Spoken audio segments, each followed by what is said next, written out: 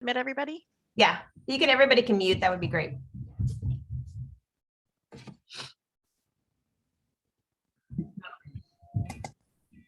Good morning, everybody. Welcome to our HTO in Action events. We'll give everyone just one more minute to get in the room here, and then we'll get started. If you want to introduce yourself in the chat, that would be great. We love an active chat, so you can share your name and your pronouns and where in the state you are coming from. Maybe that's your agency or your community. Love to see who's with us. Welcome, Michael. All right, well, let's get started. My name is Christy Hudson. I use she, her pronouns, and I work in Oregon Health Authority's Public Health Division, leading implementation efforts of Healthier Together Oregon. I'm a white middle-aged woman with shoulder-length brown hair, and today I'm wearing kind of a maroonish sweater. Really excited to have you all join us at our 5th Healthier Together Oregon Action event.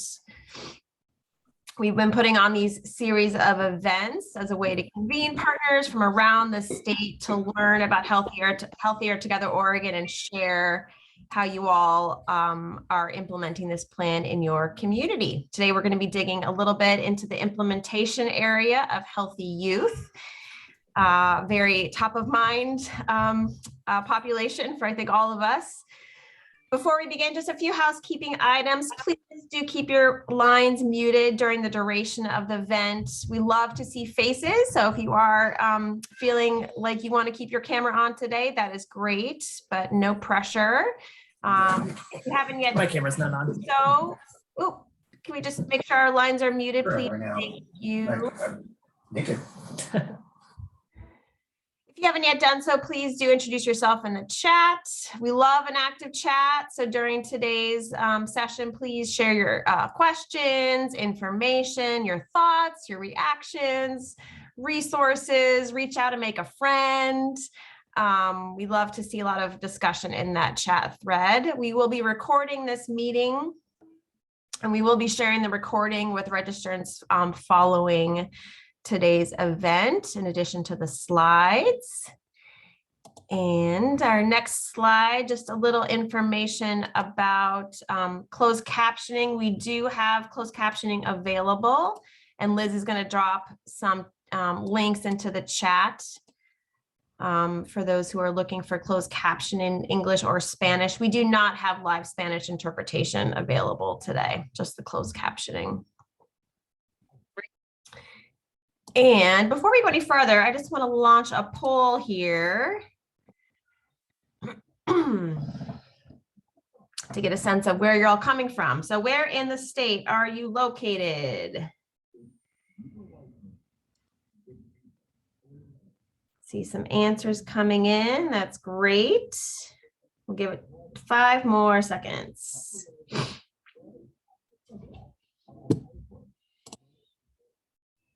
All right, I'm gonna wrap it up. All right, looks like half of you are coming from Portland. That's right on track with our population. We've got folks from the coast, Southern Oregon, Willamette Valley, Central Oregon, Eastern Oregon, Columbia Gorge. Great, all across the state. That is super exciting. Thank you so much for joining us to share about the work that's happening in your communities. All right, and before we begin, just want to take a few moments to share OHA's acknowledgements to community, starting with tribal lands that we call home. We acknowledge that what we now call Oregon is the ancestral lands of many tribes, those now federally recognized and not. We are here because this land was occupied and its traditional people were displaced by colonists and settlers. As settlers and our guests, we recognize the strong and diverse Native communities in our region today, from tribes both local and distant, and offer respect and gratitude for their stewardship of these lands throughout the generations. And Liz was going to pop a link into the chat where you can learn a little bit more about the tribes in your particular part of the state. So I encourage you to explore that resource if you haven't yet already. OHA acknowledges there are institutional, systemic, and structural barriers that perpetuate inequity and have silenced the voices of communities over time. OHA is committed to partnerships, co-creation, and co-ownership of solutions with communities disproportionately affected by health issues, so they can actively participate in planning, implementing, and evaluating efforts to address health issues. OHA recognizes community-engaged health improvement is a long-term and dynamic process. We are so thankful to have you with us on this journey. We are striving to engage with communities through deliberate, structured, emerging, and best practice processes. Thank you for your grace as we learn how to do our work better. And finally, OHA is striving to make engagement with public health effective for communities, especially those communities that experience institutional, systemic, and structural barriers. And with that, let's get into the purpose of today's events. So like I said, we have been putting on these series of events since we launched this plan. And these really are providing an opportunity for folks to get a little bit more information about the plan, dig into the strategies and activities of the plan, hear from examples of that work in progress. And I'm super excited that today we were joined by 3 special guests. We've got folks coming from OHSU's Center for Excellence in Developmental Disabilities. We've got some friends coming from Youth Era. And finally, Our Children Oregon is on today to talk a little bit about their work.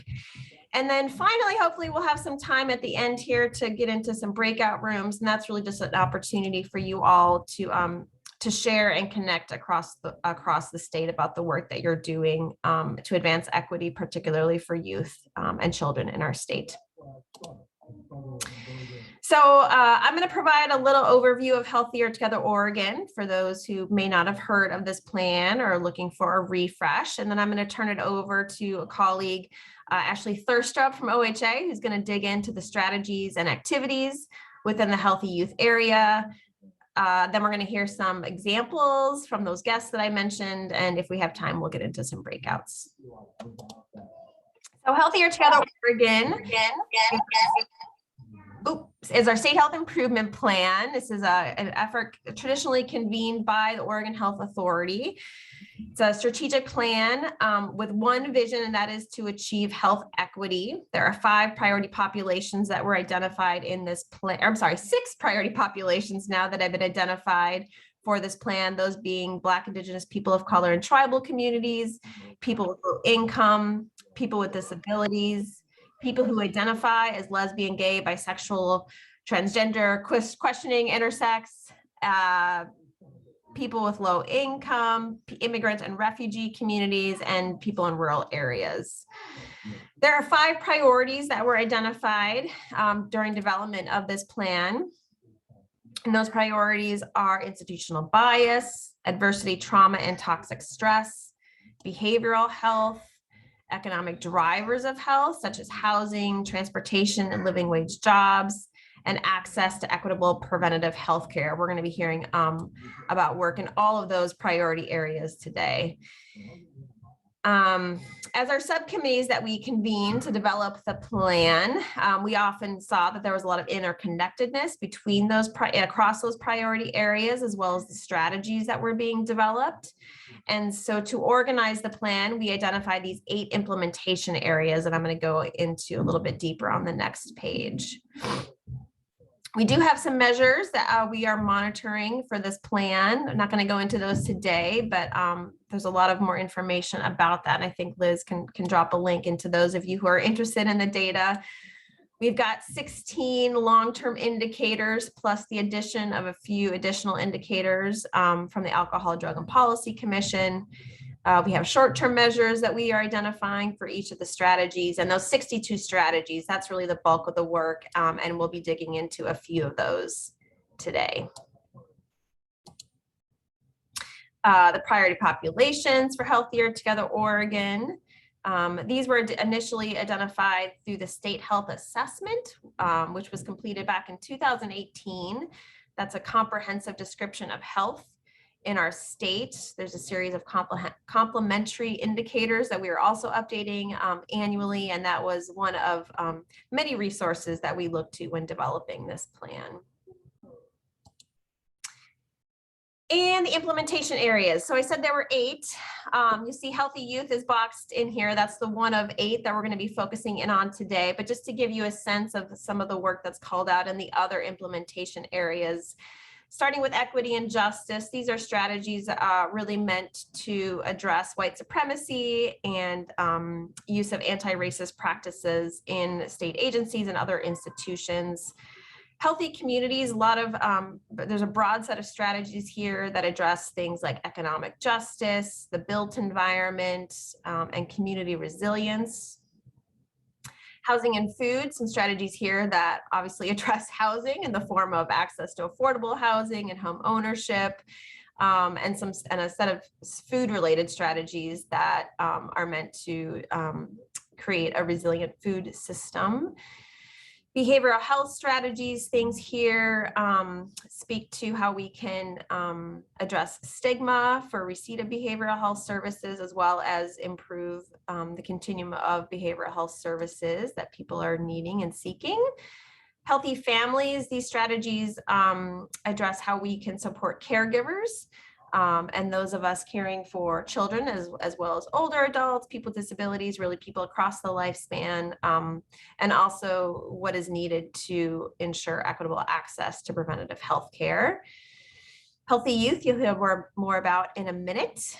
Workforce development, the strategies here are really meant to bolster the workforce that we have, particularly in health and social services. And the work that's needed really to create a culturally and linguistically responsive workforce.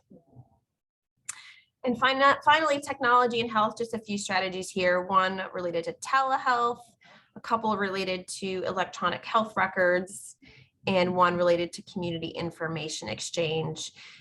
If you are interested in learning a little bit more about the other implementation areas, we have been recording the past HTO and action events. Encourage you to check out those recordings and certainly join us for future HTO and action events, and we'll kind of share what is coming next at the end of our time together today. All right, and with that, I am super excited to hand it over to Ashley Thurstrup, who is now serving as OHA's Director of Health and Education, and she is going to provide a deeper dive into the strategies and activities within this area. Ashley, it's good to see you. Thanks so much, Christy. Hi, everyone. It's great to be here today. My name is Ashley Thurstrup. I use she, her pronouns. And yeah, as you will hear today, many of the Healthier Together Oregon goals and strategies that in the healthy youth area that I'll go over today are really about bridging work with the Oregon Department of Education and our community partners. These strategies are very much guided by youth and by our community partners, such as you all, and our agency commitment to eliminating health inequities by 2030. Just to frame all of this up, I want to say that the Healthier Together Oregon Plan, the passage of the Student Success Act, and the pandemic recovery, all of these pieces really bring together a new and urgent opportunity to shift our systems to better align and focus around this very complex challenge that we have in front of us of achieving educational and health equity in Oregon. We're in a crisis point, I think, as many of you probably are experiencing in your communities right now. Many of our young people are falling behind, even after some of the gains that we've experienced over the last several years because of the pandemic. And we have this opportunity now to really align our strategies and our resources to meet this critical moment as we shift to the recovery in our state. Which is really just hopefully right around the corner here, and many of us are already in this recovery-minded space. So educational outcomes are one of the most critical determinants of health. We can support youth by increasing school-based health services, programs more deeply into the day-to-day life of schools and students. This really provides a very powerful pathway to raising academic achievement and improving learning in the short term, and also decreasing rates of chronic disease and income inequality in the long term. So there's a myriad of outcomes that can come by focusing on health in education settings. So we're really excited today to go through these with all of you and kind of think about our connections as passionate education and health advocates to develop a stronger foundation for our students and educators and families in Oregon by increasing school and community protective factors while also working on policies and programs that focus on addressing educational disparities affecting Black, Indigenous, youth of color, tribal student groups, English language learners, youth with disabilities, youth in rural communities, and youth who have lost the most ground, right, during the pandemic for a variety of reasons.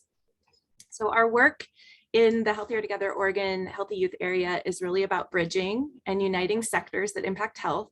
One of our activities under this area is supporting the implementation of the Oregon Department of Education's Equity Strategic Plan, which is very much focused on eliminating the gaps in achievement and graduation rates in our state, and ensuring that the development and implementation of both state and health education policies and programs are anti-racist, and that we're really coming from that framework as we're developing and revising any policies that might not come from an anti-racist framework. And to support this goal, ODE is also supporting the hiring of district level equity directors, as you'll see one of our example activities here. And then many of you are probably familiar with the culturally specific student success plans that came from the Student Success Act that passed. These have been developed in partnership with communities and tribes, youth that focus on fostering inclusive classroom environments and increasing attendance and graduation rates. Each plan is tailored differently for each community. An objective from the lesbian, gay, bi, trans, queer, two-spirit plus student success plan is aimed at the need for districts to recognize that LGBT plus student success is impacted beyond the walls of the school, and that there's a need to engage community-based organizations and families as full partners in supporting students. So that just gives you a sense of some of the activities that are outlined in these student success plans. And I encourage you all, since we don't have time to get into them today, to take a look at the plans. We can drop the links in the chat. But there's the American Indian Alaska Native Student Success Plan, the LGBTQ to SIA Plus Student Success Plan, and the African American Black Student Success Plan. All right, next slide, thank you. Another main strategy of our work is to address conflict, bullying, and racial and sexual harassment. We know students who are harassed or feel unsafe or otherwise victimized are more likely to skip school, to feel depressed, to become involved in unhealthy coping behaviors. So this bullying behavior contributes to lower attendance rates, lower student achievement, low self-esteem, depression, risk of suicide. So to address these issues of conflict, bullying, racial and sexual harassment, we need to first focus on the social emotional health needs as the underlying foundation to the academic needs, especially now as in-person instruction has been disrupted for these last few years. So that is an area of focus for us. In order to really do this well, all students and families really thrive with an application of a whole school, whole community, whole child framework, or the WISC model that you may be familiar with. This comes from CDC. It's student-centered and emphasizes the role of the community in supporting the school, the connections between health and academic achievement, and the importance of evidence-based and practice-based evidence school policies. There are 10 components to the WISC model around physical activity, education, health education. There's a lot of components that we don't have time to get into today, but that is it's a core framework. Another activity in the Healthier Together Oregon plan is about the use of restorative justice as an alternative to traditional suspension and expulsion. Our data shows us that Black students are twice as likely to be disciplined for disruptive behavior in schools. And they're also more than twice as likely to be suspended or expelled. So instead of suspension, right, or other traditional discipline approaches, schools and districts can adopt restorative justice approaches or use mediation. Teachers can be trained and supported with anti-racist skills to reduce their bias in the classroom and address this disparity for students of color. And restorative justice and mediation has also been shown to improve academic outcomes and graduation rates. Last in our work in this area and the strategy is to create trauma-informed schools. The issue of childhood trauma impacts learning, behavior, relationships at school, and is connected with long-term chronic disease as well, like hypertension, cancer, type 2 diabetes. So to successfully support students who have experienced or are experiencing ACEs, adverse childhood experiences, all school employees should be included in paid professional development that reinforces their knowledge and skills around childhood trauma and provides the opportunity to really learn effective ways to strengthen resilience. And districts need support with these whole school efforts, right, to become trauma-informed or trauma-sensitive safe havens for every student and educator. And it's a place where we can all come in and support. Next slide. Thank you. Our next strategy is to ensure that all school districts are implementing K-12 comprehensive health education according to the law. Oregon has some of the most comprehensive health education laws in the country, and this is something that we're really proud of in Oregon. These laws provide important information about preventing pregnancy, sexually transmitted infections, healthy relationships, preventing sexual violence, preventing alcohol and other drug use, and preventing suicide. But school districts need support to implement these standards, as not all are meeting these equally. And it's becoming even harder during the pandemic with staff shortages. So this strategy aims to make sure that all school districts are meeting requirements.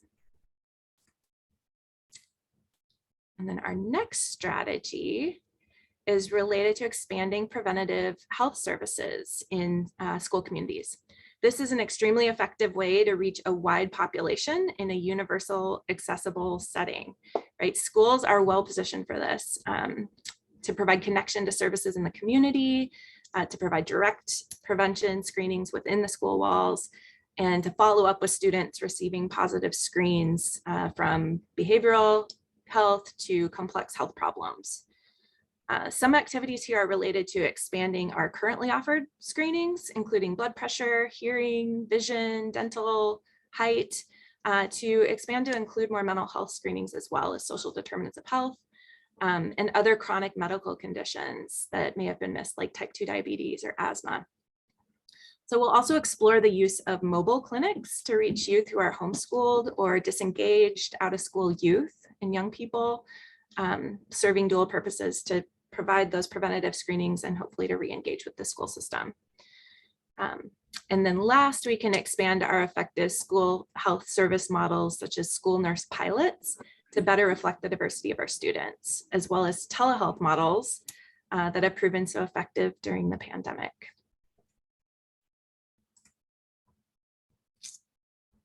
All right, this next strategy is around offering dental care in schools. There are many logistical barriers keeping kids from visiting dentists to receive preventative oral care. So poor oral health can lead to health conditions, including diabetes, oral cancer, and heart disease. But school-based dental programs have been proven to drastically decrease these long-term impacts, as well as decrease childhood cavities. So a really strong intervention. Activities around this strategy includes utilizing mid-level dental providers to provide care in schools. And mid-level providers don't hold a 4-year graduate degree in dentistry, but they can still provide specific treatments. And this provider type has been developed to alleviate barriers to care and support communities where there are shortages in providers. And then, as stated earlier around mobile clinics, we can also use that model to support mobile dental clinics to reach out-of-school youth or youth who are just not engaged. And our last strategy is around culturally and linguistic responsive behavioral health services. So now more than ever, we're seeing the need in Oregon for these types of culturally and linguistically responsive trauma-informed behavioral health services for our children and families who have been through so much over the last few years. So this strategy is really around building out those services in schools. We believe that the pandemic recovery will provide us these opportunities again to bridge sectors in a new way to really provide that protective network of supports around the child, family, and community. Another way to think about this is through two-generation approaches, which is one of our activities here. It's also known as intergenerational, multi-generational, or whole family strategies. The two-generation approach simultaneously addresses the need of parents and caregivers and children to improve outcomes for the whole family, rather than just focusing on the child alone. And then another activity that will help us focus on early prevention is through screening for mental health conditions in pre-K and early education settings, where we can more effectively intervene earlier. And then as we think about what is needed to address racial inequities in K-12 settings, we can focus on a targeted universalism approach to build out our mental health support teams in schools that are culturally affirming and that consider the diverse needs of our Black, Indigenous, youth of color, American Indian, Alaska Native, tribal youth, as well as LGBTQ plus youth and youth with special healthcare needs. By focusing on the supports of what's needed for these youth who have diverse needs, the entire school community is served better. We need to also incorporate the role of school nurses as part of the behavioral health care team in a school setting, just really thinking about that whole child model, as well as incorporating special education needs particular to young people with intellectual disabilities who might be experiencing mental health or addiction crisis. And then last, there is work that we're doing to lift off around the supporting and hiring of community health workers and other traditional health workers in Oregon who can support school-based health centers and school communities. CHWs are bicultural, bilingual often, and can be the community extensions that are needed to truly meet the complex health needs of families and students. So really promising activity there. And with that, I'm going to turn it back over to Christy and see if we have any questions. Great. Thank you so much, Ashley. Packed a lot of really important information into those slides. Just thank you for coming on. Yeah, if there are questions, please put those into the chat. There have been a lot of great resources that people have been sharing. Thank you so much for popping those in. Please keep those coming. One quick word I want to say about this last strategy is that this is one of the 7 strategies that the partnership has decided to prioritize for this next year. The partnership, that's our community-based steering committee that really drives this work. They are the decision makers for this plan. They were the ones that developed the plan, and now they are informing how and where we implement the plan. And this, one out of the 62 that they said, this is one that we really need to focus on this year. So you'll be hearing a lot more about this work in the year ahead. Okay, not seeing any questions. We are doing this here in our school-based health center in Coos Bay. Thank you for sharing, David. That's great. Christy, we have a raised hand I saw. Ooh, did it go down? Marnie. Let's hear it, Marnie. Okay, just entering in brand new and bringing my lens, not of where I currently sit, but my previous experience as a school counselor. And recognizing how many of these touch points are the very thing that I would need to manage and do in the absence of a school nurse, and how much as a school counselor educator, how much of this training we do for school counselors and the roles that they are prepared to do when they go into a building, but not necessarily supported when they get there, because administrators don't always understand the background and training. So thinking about how we can also align with that, with the mental and behavioral health personnel as a broader platform of connection into schools. Great. Thank you for that point, Marnie.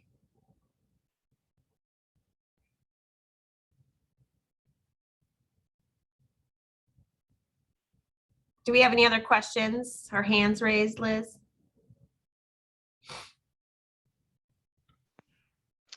No, not that I see. Okay, all right. So just one final slide here before we turn it over to our guests. We pulled, just a few resources to share, some of that have been mentioned already today, and others that may be new to you.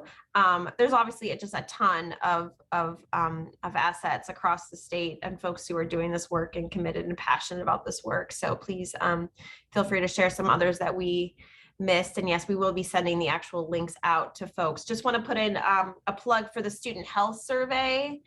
That is a primary data source for youth in our state who are going to school. And the 2020 data set has recently been released. So that data is available across the state. It's also available in Butler County, and schools and school districts can get that data upon request. So if you haven't checked out that new data set, I encourage you to take a look. All right, let's turn it over to our guests. We're going to get started with hearing a little bit about the work from OHSU Center for Excellence in Developmental Disabilities. Today, we're joined by Rachel Benson and Angie Stapleton. Rachel works on quality improvement projects for the state disability system and is in mental health, and Angie works on educational and internship program planning and implementation. And I know I'm really excited to hear a little bit more about their work and the work they do for children and youth with intellectual and developmental disabilities in our state. So Rachel and Angie, the floor is yours. Great. Thanks so much, Christy. Hi, my name is Rachel Benson. I use she and her pronouns. I'm a 30-ish woman with shoulder-length brown hair and glasses. I work at the University Center on Excellence in Developmental Disabilities. We call ourselves the UCID for short. And I'm going to go over a little bit of who we are and what we do and give a few examples of our work. So next slide. Okay, so OHSU's UCID is one of 67 UCIDs in the country, with at least one in each state and territory. We are one of the founding UCIDs that was born out of the Kennedy administration and are celebrating 50 years here at OHSU. We are funded through the Administration on Community Living, and our mission is to improve the health and quality of life for people with disabilities and their families. Next slide. So we have four main functions that we focus on. One is education. So we provide training and education for professionals and students. An example of this is providing teaching to our medical school and school of nursing. We try to bring our skills and training to emerging professionals so they are ready and open to accepting individuals with disabilities. The next area is research, evaluation, and policy. So we do a lot of research around communication. We also do some quality assurance for the state disability program. Third is community service. So we provide technical assistance to organizations, and we also train our community on things they want to learn and know about. And last, we have dissemination or information sharing. So we partner with our advisory council to advocate and educate through product dissemination. The majority of our council members have a disability or are family members, and we strive to share accessible information that is culturally and linguistically appropriate and meets the needs of individuals with disabilities and their families. Next one. So our work covers the entire lifespan, but I'll share with you some of our youth-specific work.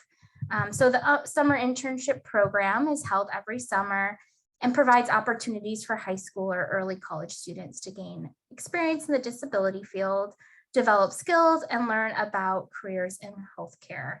And we focus on providing internships to diverse students with or without disabilities who may not have opportunities to receive or apply for internships.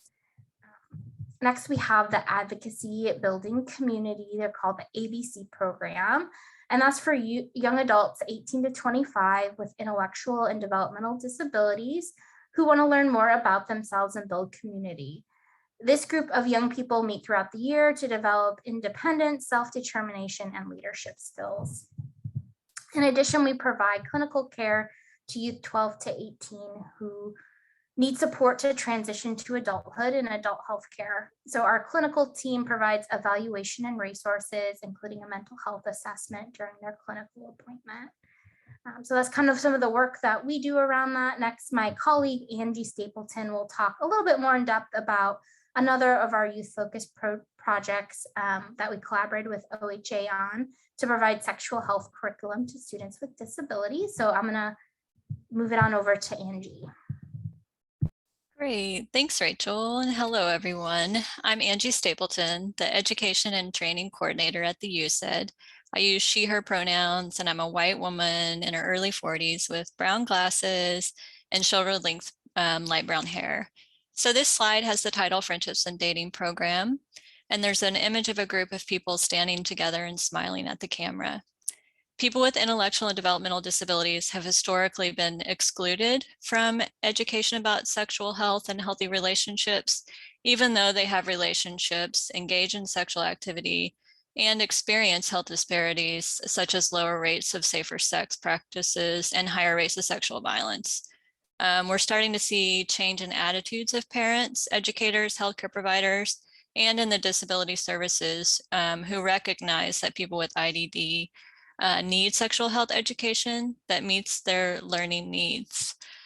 Sorry, hang on, my mic just went way up there. Okay.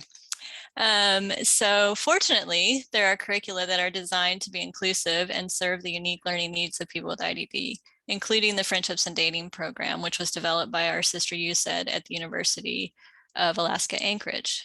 Next slide, please. So our OHSU UCID has been working with many partners over the years to address the needs for sexual health education for youth with IDD. And this slide shows the logos of many of the other partners we've been working with, including the Oregon Transition Technical Assistance Network, the University of Alaska Center for Human Development, the Oregon Health Authority, the Oregon Department of Education, ODE, and the Multnomah County Sexual Health Equity for Individuals with Intellectual and Developmental Disabilities, also known as SHED for short. So in 2019, we partnered with the Oregon Health Authority, who awarded our UCID the Personal Responsibility Education Program Grant, which is called the PREP grant, which Rachel mentioned earlier, a federal grant that funds programs to deliver healthy relationship and sexual health curricula to underserved youth populations. And so in the spring of 2020, we launched Friendships and Dating in Oregon. And the Friendships and Dating program trainings are provided to Oregon Transition Program teachers who then teach the curriculum to their classrooms. Next slide, please. Okay, and so the Friendships and Dating class is a 10-week program that includes 20 sessions, each one an hour and a half in length. Each week there are 2 sessions. The first session is the lesson, and the second session is designed to be a community outing where we practice what we learned in the first session of the week. And so the strength of this program is that it starts with topics that are more comfortable to discuss and builds up to the more difficult subjects. So this slide has an image of stairs going from the left to the right, with each step showing the theme of 1 week of the curriculum, starting with the first week on the bottom left, which are some emotions. Then we move up the stairs to relationships, then boundaries, communication, planning dates and activities, safe dating skills, personal safety, sexual health, and then we end the curriculum with staying healthy. And some of the topics are covered at multiple points throughout the class. So for instance, consent, boundaries, planning dates, and safety are all talked about throughout the class. So next slide, please. And so this slide shows a map of Oregon with numbers dispersed across the state. Each number represents a transition program where a teacher or teachers have been trained in the Friendships and Dating program. We've held 4 trainings for 33 transition programs, and that's actually 36 now, and 78 teachers from those programs. Approximately 200 students in transition programs have been participated in the Friendships and Dating class. So over the next 2 years, in the next year or two, we have 2 more trainings scheduled for transition teachers. We're planning a series of sharing sessions with students and teachers to learn more about their experience with the curriculum and get their feedback about it. We'll be offering supplemental trainings for teachers and also exploring how to support students with IDD in high schools. Next slide, please. And so we're at the question session. Rachel, please feel free to reach out to Rachel or myself if you have any questions about the UCID. So our emails are here, and we're also available right now to answer questions if there's time. Oh, Christy, you're still muted. Thank you. Looks like we got a hand raised. We'll pause for a few seconds. For 1 or 2 questions, and then I'm going to move us on to the next presenter, and we can open it up for additional questions if we have time. Kurt. Thank you, Christy. Hi, Angie and Rachel. My question is, does the curriculum or the Friends and Training class address STI testing and HIV prevention? Yes, the sexual health section, we do talk about that. It's included in the lesson. Thank you. Yeah, of course. Thanks, Kurt. Misha. Hello, this all sounds really encouraging and valuable. I'm so excited to see how widely across the state this program has been shared. And thinking about the other programs like the PrEP program and the ABCs, are those things also shared across the state in the same way that the Friendship and Dating program has been? Yes, in a more limited way, I would say. Now that we're online, it's definitely, we are able to reach more people. The ABC program in the past has been more, the students who have been involved in that program are more located in the Portland area. But since we've moved online in these past couple of years, we have had participants from all over the state who've joined, as well as with the summer internship program. We're able to have virtual interns now, which means we have interns from across the state. I would say that the PrEP Friendships and Dating program, though, is the program that has the most people from all over the state. How would folks get connected to you? How do you usually find people, or how do people find you, I guess, for those other programs? It depends. Well, it depends on the program. Like the Friendships and Dating, we work with the transition. We work with the Oregon Department of Education and the transition programs and get the word out through them and through the Oregon Health Authority. With the other, like for the summer internship program, you can email me. I'm the point of contact for most of these programs because I help with the dissemination. And on our website, so the next slide, actually, Christy, I think if it's in there, there was a resources slide that has, yeah, so all of these links. So on each of these pages, these are on our website. There's contact information. Super, super. Thank you so much. This looks like really valuable work. Thanks. Thanks for your question, Misha and Kurt. Okay, I don't see any other hands raised. So I am going to move us on to our next presenter. Thanks again for sharing this work. All right, next up is Youth Era, and I am super excited to introduce Nikobe Petronelli, who's going to share a little bit more about the work of Youth Era. Nikobe, the floor is yours. Hey. I think I'm just waiting for Jamie to share the PowerPoint. So give me one sec.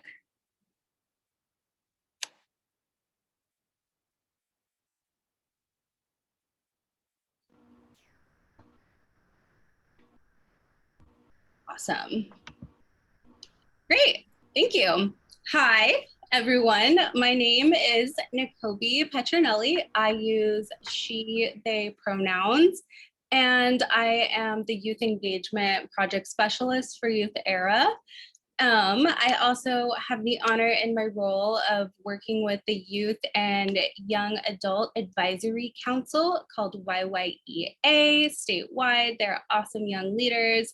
And I also developed and facilitate the youth feedback events in partnership with OHA. And so that's a little bit about me. So let's start. Who is Youth Era? Youth Era works to provide accessible support services to all young people. We focus on direct service, training, and advocacy, and the building blocks for creating lasting change for young people and communities across Oregon. So while we go through this presentation, I really want to invite you all to engage with the images on screen and reflect how they align with our collective vision of health equity, youth empowerment, restorative justice, and community building. Jamie, you can go to the next slide. So I want to talk about some of the services that we offer. Our drop model, so our drop-in centers, enables us to create a safe, welcoming, and inclusive space where youth can receive peer support, gain leadership skills, meet new people, and achieve their goals. So inspired by the Headspace model and enhanced through the integration of positive youth development, Youth Era's drop-in center impact thousands of youth each year. Our commitment to delivering culturally relevant, stigma-aware, youth-centered peer support has always been necessitated in a far-reaching digital presence. So Youth Era staff use digital tools like social media, online gaming, and Uplift events to connect with youth all over the world. This virtual support enables us to get youth the life-saving support they need, no matter where they are. Our training team has more than a decade of experience preparing individuals and agencies for equitable, trauma-informed youth participation and the integration of peer roles. Our extensive experience developing, improving, and running youth services makes us an invaluable resource for new and evolving youth service providers. And next slide. So in 2020, we all really had to adjust our working styles and our organization styles because of the pandemic. So Youth Era really expanded services in a new direction. We knew the need for youth to receive continued support throughout this challenging time was dire. And so we made that happen. Our drop-in centers went virtual. We took to Twitch and Uplift program, which expanded greatly. And I'm going to have Jamie expand on that kind of at the very end. And we provided support and connection, not just for Oregon youth statewide, but across the entire country, and with Uplift, the entire world. So, and even with some of our Twitch events, we also have youth who participated in Uplift events in the UK, joining our drop-in center events and our Twitch events, accessing peer support that way. To virtually connect has allowed youth to really become more actively involved in policy arenas. So we have youth working with these feedback events and with system of care now, because that accessible barrier of travel and school time has really been lifted in this pandemic. So they're working with OHA, they're sitting on CSAC, they're part of the Oregon Alliance for Suicide Prevention. They're working with University of Oregon's Climate Justice and Mental Health Research Team. They're out here working on that development and implementation planning for MRSS and 988 work groups, and so much more. And next slide. Our peer support specialists, wraparound youth partners, and drop-in center staff are all unique in a sense that we all have lived experience and a dash of sparkle that can't be taught. If you have somebody from Youth Era in the room, You know it. Our staff reflects the community that we serve, and we work diligently to use our lived experience and our connection and our active presence in the community, pandemic or not, to serve these youth. We will always show up. And we also know that being anti-racist is not enough. It is really just not enough. We know that neutrality is not enough. Here at Youth Era, we believe that you must be pro-Black, pro-Indigenous, pro-LGBT, pro-communities with histories of resilience, and ask ourselves, what does that look like? How do we dismantle systems rooted in racism and colonization and oppression? And how can we use our roles and power to rebuild in alignment with that vision? Every day, our staff works towards that collective vision. And you know what? We're doing an amazing job. So last slide, I just wanted to kind of state that again, as Toni Morrison puts best. And she says, I tell my students, when you get these jobs that you have been so brilliantly trained for, just remember that your real job is that if you are free, you need to free someone else. And if you have some power, then your job is to empower somebody else. And with that, I will give it to Jamie for some expansion.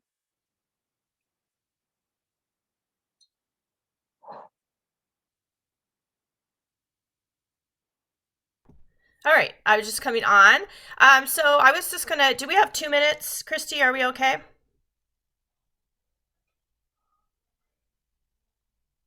All right, I'm just gonna guess we'll be okay. So what I wanted to talk to you a little bit about, mostly because you're gonna know young people that may want this opportunity. We have a really cool virtual event that we do that we actually created when the pandemic hit with University of Oxford. So it's all research backed and it's called Uplift. Uplift is really a lot of fun for the young people, and it's really what we call kind of naturalizing peer support. So what we're doing is we're taking young people and we're giving them tools, both for the transformation of themselves. For example, learning how to get rid of disempowering beliefs and replace those, creating what your future self will be, a variety of things like that. And then we're also giving them the tools to learn how to help one another, how to show up for their friends, how to show up for somebody that looks like they're having a hard time, their family, their siblings, and stuff like that. So I'm just going to show you this quick video, and then I will put the website into chat. And then any of you that would like a follow-up, that would be awesome. This is free to young people, and Oregon Health Authority is invested in training over 2,000 students as well over the next 2 years.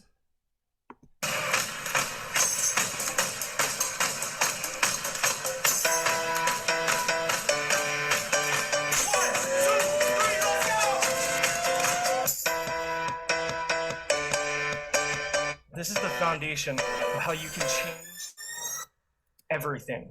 The goal here is to help you spot despair in your friends, notice if they're in pain, notice what that looks like, and then what to do about it. It's going to give you the opportunity to let go of some things you may need to let go of. It's just somebody that I didn't even really recognize. I don't love my body the way I should. I feel like it just follows me everywhere I go, and I can't escape the thoughts. They're just constant. You're trying to handle all this weight on your shoulders by yourself. Before you can actually be able to support each other and support your friends, you got to be able to take care of yourself first. I want to be that version of myself that I visualize me seeing, a healthier, more mentally and physically happy person. To take the opportunity to actually sit and listen and actually commit 100%. It was just so powerful. I feel like everybody needs to go through this kind of experience. Y'all surpass what I thought was going to happen with this whole Uplift event. So brilliant, so smart, so understanding. The world needs your light. That's right. That's the truth.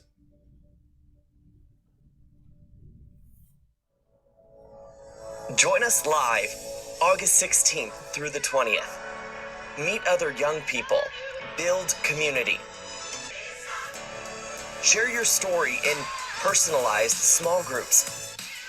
Hear from the experts. Be who you need it.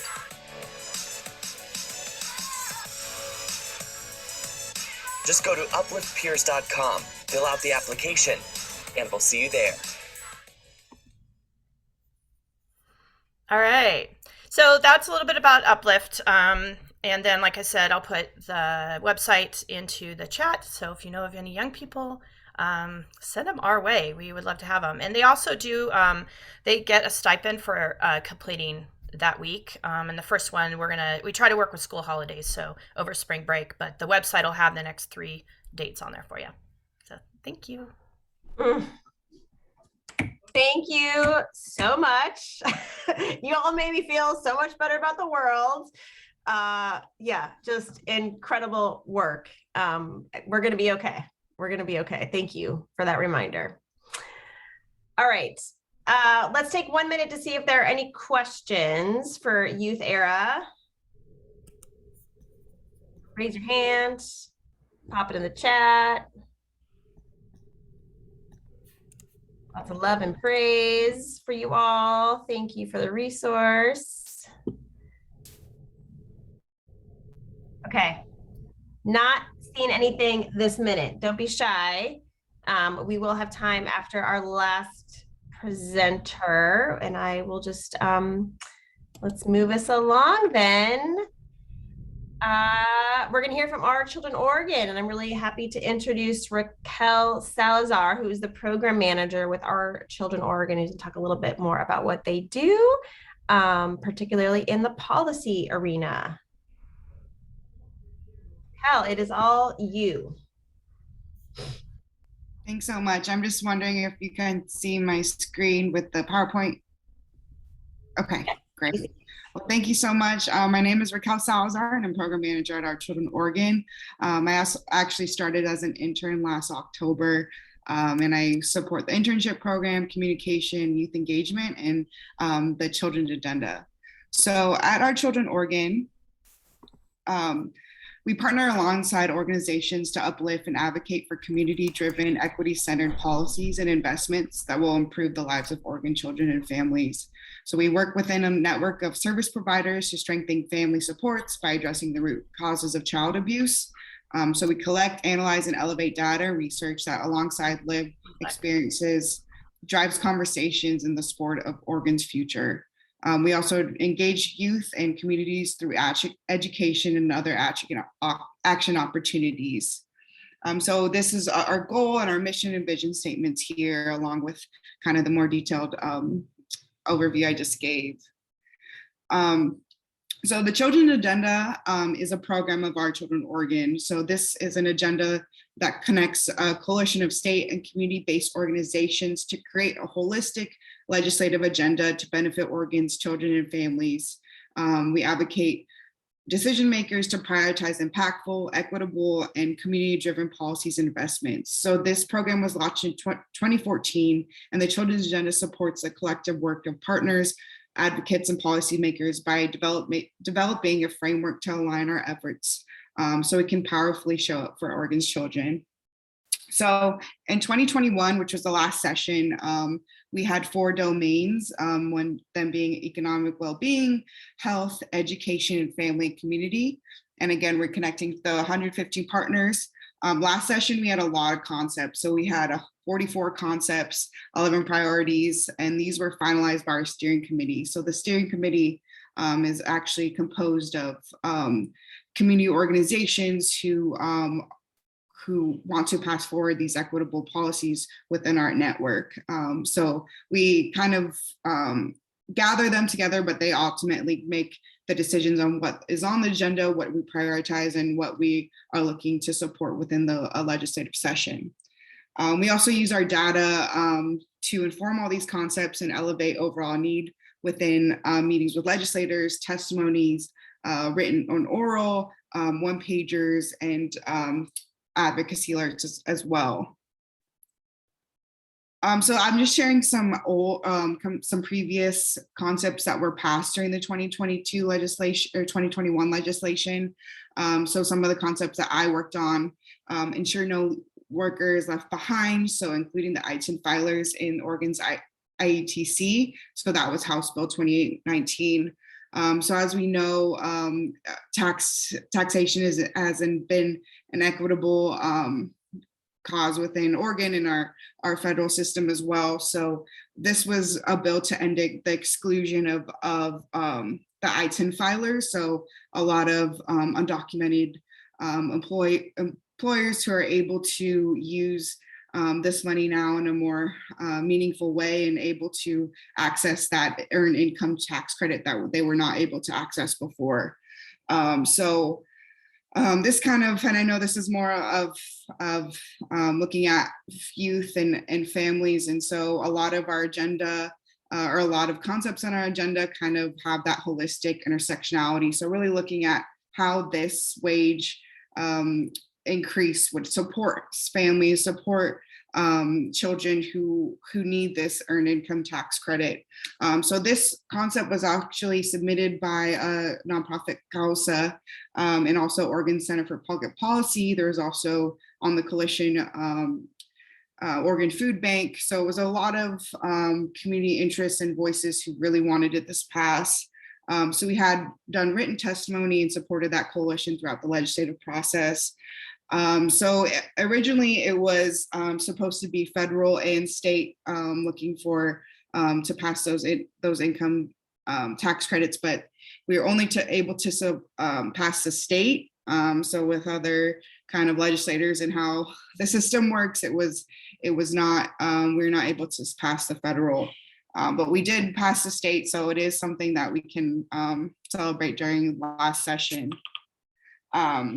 Another one that's more connected to health was establish the profession of licensed dental therapists. So as we look at rural Oregon and other Oregonians who are don't have access to dental care, as we know, that is really important for health and important for children and families, and as we have health issues. And so so this dental therapist bill was supposed to and has created the dental therapist certification that is able to give to Oregon. So it can provide dental care like exams, fillings, and simple extractions under the supervision of a qualified dentist. So we got a lot of support across Indigenous communities who really needed this. And so this dental therapists and therapy has been used in Alaska and other different states and has seen really positive impact. So this was submitted by NIA, and we were really excited that this was able to pass to provide more dental access across Oregon. And I'm not sure how much time I have. I know this is like the and then these are only, again, just a few concepts from the 44 concepts that we had that passed. So this was Senate Bill 236 was to reduce and eliminate suspension and expulsion in early childhood. I mean, as we look at kind of the data of why preschoolers would be expelled, makes zero sense. So this this was disproportionately impacting Black children. And so this bill was really collecting data for accountability and improvement on why they are being expelled and what is the impact of kind of getting them there and how we can prevent that. This was a great win for Oregon children and within education and kind of looking into adulthood, because we know that prison to school pipeline just begins at a really young age. So I shared kind of the link for our research and data, but we use on the federal level, we are kind of looking at Our Children in Oregon. We're connected to the A&E and Casey Foundation. So we support finding Oregon data to elevate within the legislature and also for other states to use. So this is like state and county data cards on about 21 indicators disaggregated by race and ethnicity. And so we have a great research analyst who's really looking to support equitable data research and finding ways that we can use data to create and implement meaningful policies. And so we just had, she just released our Children Oregon release, but the research analyst did so much work on this. Oregon's childcare conundrum, hurdles and disparities and opportunities amidst the pandemic. So this brief has been released already, and I can put it in the chat, of really looking at what the pandemic has done and what we can look toward, kind of looking at these hurdles that will affect Oregon children and families kind of for a while, and how we can implement policies that can kind of reduce these disparities. So we're actually looking for the 2022 legislative short session. So that's actually starting at the beginning of February. So right now we're formulating that agenda. So far we have about 14 concepts, and we're looking to do 3 to 5 priorities. So a lot smaller than our last session, and really a lot of bills that are looking at are kind of unfinished business of things that maybe didn't get passed last session but should have, or there are a few new bills being introduced. So this year we actually added a new category of climate sustainability. And so we're really excited to add that and keep that on the children's agenda, because that is so important for children and families as we look toward the future. So again, so in January, at the end of January, I think it's January 27th, our 2022 children's agenda will be released. And so I just added some few concepts that will probably be on the agenda. Of course, it's not finalized yet, but we kind of have a good idea of like what concepts will be available. So protect care, child care providers and rental homes, healthy families, Oregon wage priority, and homeless youth services and expansion and homelessness prevention. So we're looking at, again, the intersectionality of how we can support Oregon youth and families within this legislature. And so we do have last session and this session will continue to do legislative updates. So that we'll kind of have a area for individuals to just see where everything is during the legislative session. This session is really short, so everything is going to move really fast, but we hope to pass our 14 concepts. And with the updates, if you sign up, you'll also see when the agenda is released and kind of see which concepts are actually finalized. So we also have another program. Of course, Our Children Oregon has focused in the past on organizational connections and kind of looking at the community based organizations, but we just launched the All Children Thrive Collective, which we call ACT for short. So ACT is really building a network of committed advocates for Oregon's future through accessible and cost-free civic engagement with education and advocacy opportunities. So we've had some past webinars of looking at other organizations and giving ways to support advocacy as a parent, as someone who doesn't have time, as how do we kind of break those barriers and give individuals kind of the idea that they can make a change within the Oregon legislature and how they can use their voice. So if you'd like to sign up for ACT, it's a great, we kind of have, we'll give email updates or things as webinars come, different events. So I can put that link also in the chat.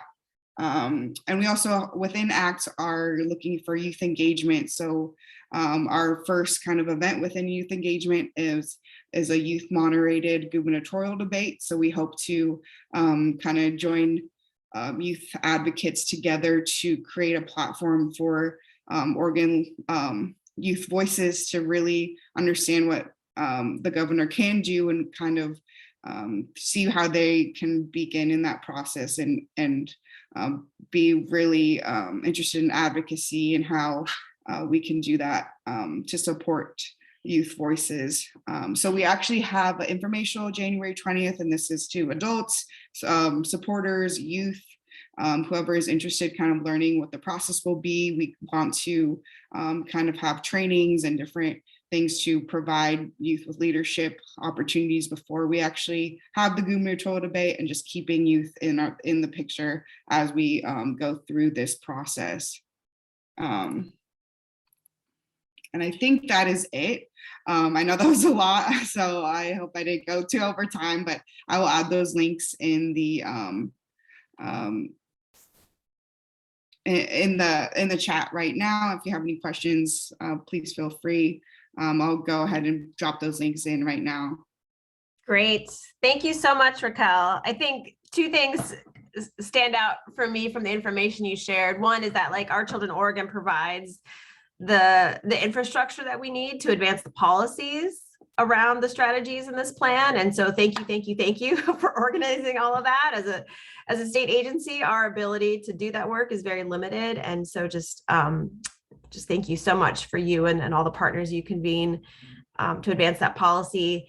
And then the second thing is just all of the policies that you are working on and advancing are maybe not necessarily in this particular implementation area, but are in HTO, right? And so I think it just really speaks again to the intersectionality of the work and all of the ways that we can advance equity in our state. So thank you so much. Any questions for Raquel or any of our presenters before we move into breakouts?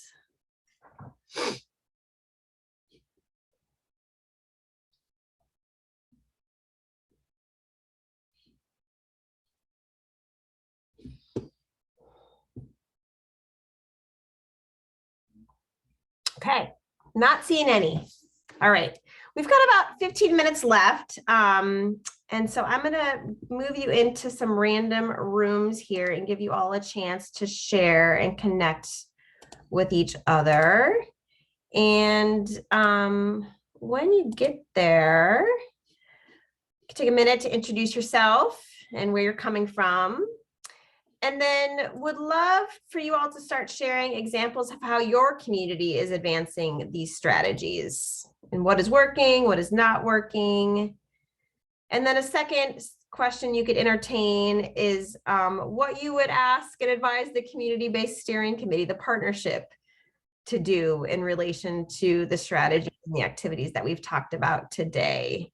So we do have a Jamboard that is set up for you. We're not going to have time to report out, but would love it if you could share your thoughts, your ideas, your questions, kind of anything that comes up in your group on that Jamboard. Everybody can type into that. And we will certainly be looking at that information and compiling it for the partnership and in our work as we move this along. So with that, let me put you into some rooms and we'll bring you back in about 7 or 8 minutes. Have fun.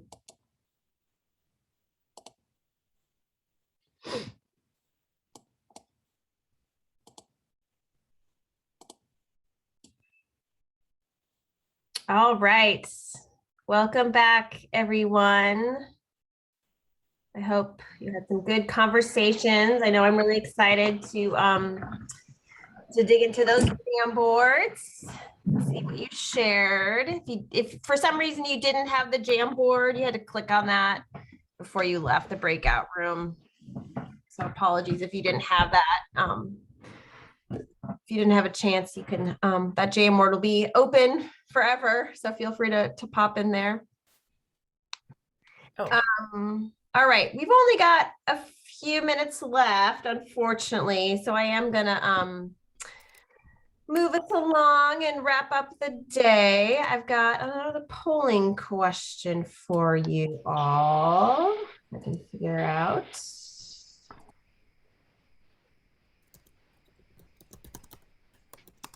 All right. So as we wrap this up, please share one next step you'll take as a result of this webinar. What's one thing you might do after we conclude here today?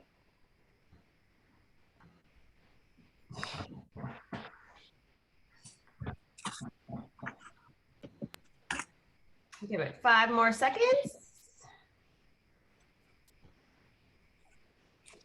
Ooh, I love these results. You guys want to see? All right. So it looks like a lot of you are going to connect with someone you met. That makes me so happy. That is exactly what we were hoping would be an outcome of today. So super excited that you were able to meet somebody you want to continue a conversation with. You're going to share the information you learned. That's great. Do some more research. Awesome. Thank you so much for that. All right. We just have a few kind of last minute information for you all, and then we will say goodbye. But first off, I just want to thank you. Special thanks to all of our special guests for coming on from Center for Excellence for Developmental Disabilities and Youth Era and our Oregon Children. You all, like I said, made me feel so much better about our future. You know, these are dark days, but just such passionate people joined us today to share the work. Our youth are such assets, and I think, you know, if we can all just come together and we will achieve our vision. Really hope that you join us for our next HTO in Action event. Our next event is scheduled for March 30th. We'll be digging into the area related to equity and justice. Registration information for that is available on the HTO in Action website. We will drop the link. Please do check out healthiertogetheroregon.org if you haven't yet. That's a great website with kind of everything you probably want to know and more about HTO and how this work is being implemented in communities. We will be sharing slides and recording of today's event. We also have a base camp set up for Healthier Together Oregon. For those who may not know, Base Camp is like an online project management platform. And so we have spaces for each of the implementation areas, and it's a way to continue connecting and sharing resources and information with people in particular areas. So you are all invited to that space. If you are interested, just send an email to publichealth.policy@state.or.us, and we will get you connected there. And then finally, we love to hear your thoughts and reactions about how things went today. So we have an evaluation that is available that will also be in the chat. Please take a few minutes to fill that out. We use that information in planning future events so that your thoughts are very, very helpful for us. And with that, thank you so much, everybody. Stay safe, stay healthy, and I hope to see you next time.